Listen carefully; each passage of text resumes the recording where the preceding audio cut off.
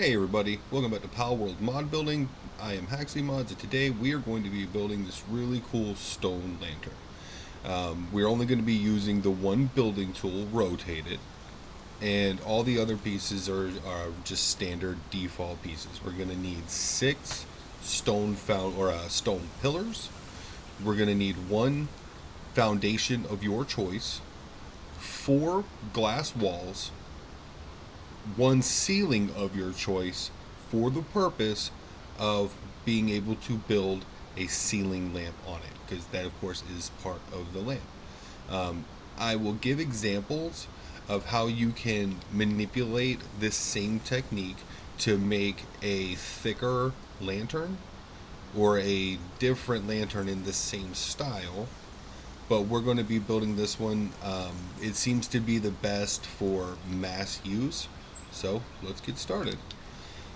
The first things first is to put a pillar anywhere you would like a lantern, because as you see with a lot of my building techniques, you are going to be using the internal alignment grid of the item that we are placing down.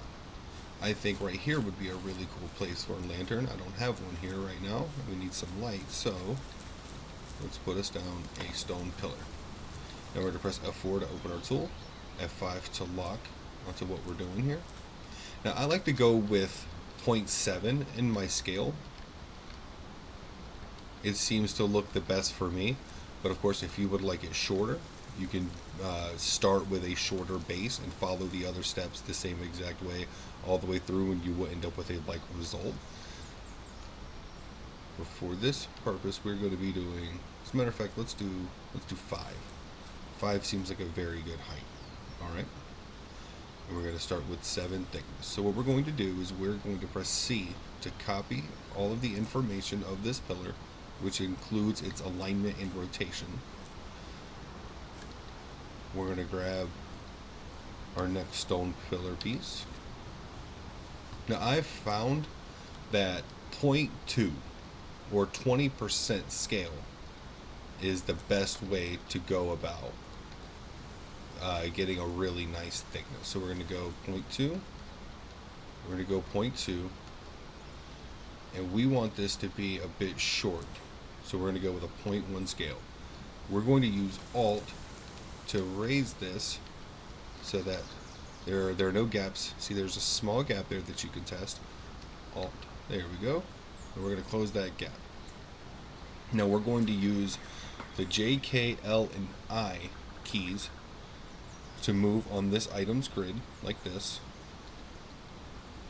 and we're going to get one of these in each corner. So we're going to get the first one scaled and placed properly.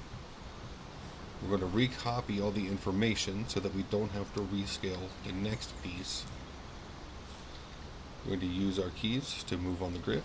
We're going to copy, and we're going to repeat this process for the remaining 3 legs.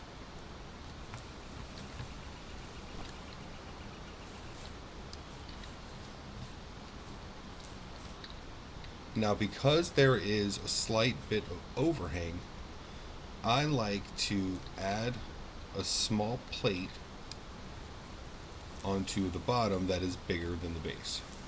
We're going to copy the base information again. We're going to paste that information. So as you can see, it's in the same exact place, unless of course you move it out like this. And then we want to increase this size. I think, yeah, let's go with 0.9. 0.9 is good. And then we're going to reduce this. See, even 1 is too large. I like to go 0.01. It is wafer sized, but still looks really nice underneath the top posts. So we're going to lift this up using Alt. Get that right against those legs there like that. And that will give you a small lip underneath so that the feet of your posts don't hang over the main post. Now, what we want to do We're going to copy the base because we want everything to be oriented. We needed this foundation so that we could put 4 walls, which we're going to use for glass panes in the lantern. And we only needed the roof so that we had rigging for our ceiling lamp. So the next step is going to be grabbing our ceiling lamp. For my lantern, I like using scale 2 to 1.5. So we're going to increase this to 2, increase this to 2, increase that to 1.5, and we're going to start lifting its orientation up out of the ground. Now what we want to do is we want to get it as low as we can without having the posts clip through it. See, got some tacky looking clipping there. We're going to lift it up one more. There we go. And of course, because it is a ceiling lamp, of course, it provides a very decent amount of light. It looks very, very nice at night. It's not too bright, but because it's not too bright, it does not have a very good range. So if you're going to use this method, the good news, bad news trade-off is you're going to need more of them, but the ceiling lamp consumes less electricity. So that's kind of your trade-off. If you want to use a really bright garish light, you can do that.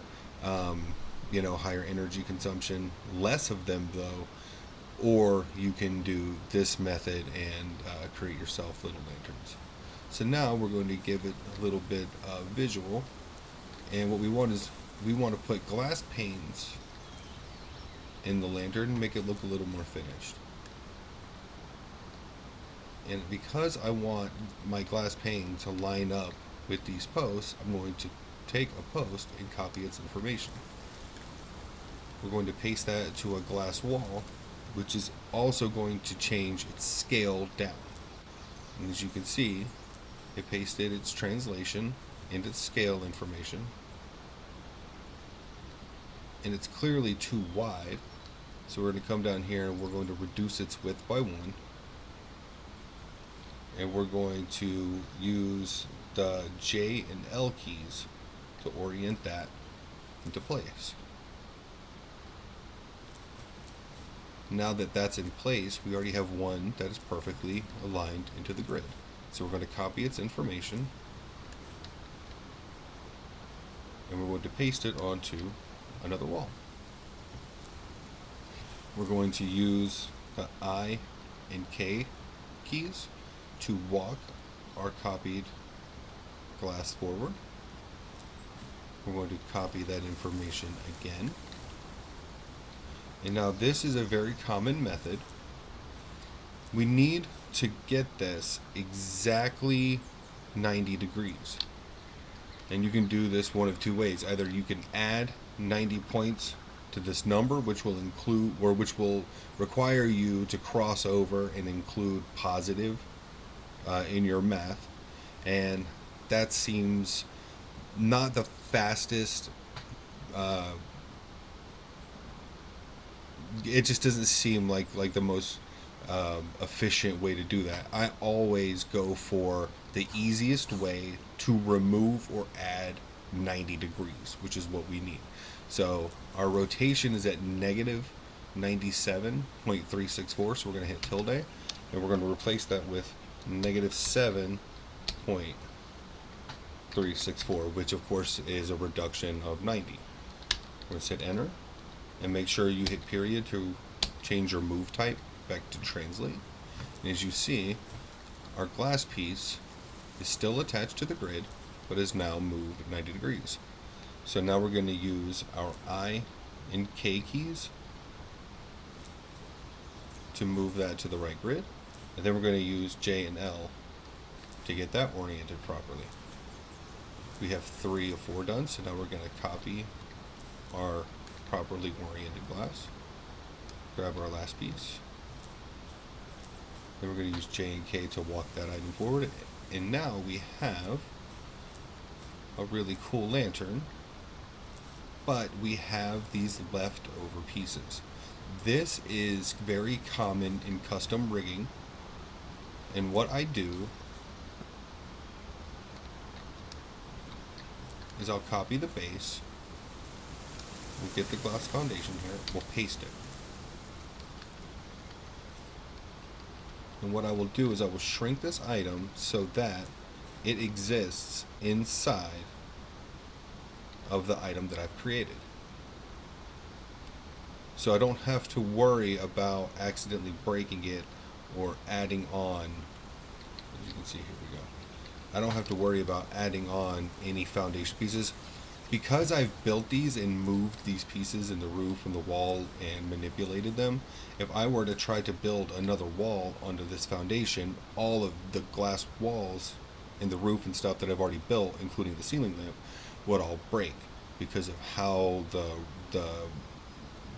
rigging ties to each other, which is why I generally recommend to build anything on the ground that you can when you're doing custom building. That way it doesn't have any dependencies. But when it does, this is what I do. I will make the item small. I will hide it within the item that I have worked on, copy its information. Let's paste this on the roof. Close our tool. And here you go.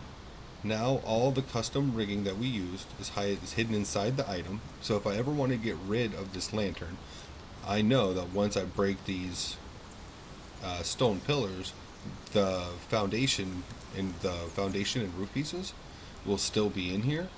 And if I decide to break them, I won't have anything left behind. I will still very effectively be able to break anything I need. Now, you may want to hide your rigging pieces elsewhere if you don't, or if you do have structured damage on. It'll help keep your stuff from exploding and just breaking apart all inconvenient like. So let's go check out how you can modify this lamp with different dimensions to get a slightly different output. I've used this in 2 separate ways. What? Alright, here's the first. My Orjark is currently up in a tree. Let's get this guy. Come on, my man. Alright. As you can see, I have a shorter base here that is larger in scale, with larger posts and a slightly larger lamp. But I've inset both of my large generators into it to create, I don't know, I wasn't really sure, like a power tower. I wasn't really sure what to do with it, but I couldn't find a really good visual thing to do with the generator, so this is what I ended up with. Another good use for this same lantern design, especially if you're changing its scope, see, we got some more lanterns over here, is I've actually inset an ice box into the lantern over here at the farm, and it does not have glass panels. You can see it's again another different scale. And the other one was 2 to 0.8. This one is 1.3, 1.31. So you can modify this and use this any way you like. And these are just a few of the options that I have readily available for you to have a little bit of variation on this stone lantern design. And that is the stone lantern. Thank you so much for watching. God bless you guys. I will see you guys in the next tutorial.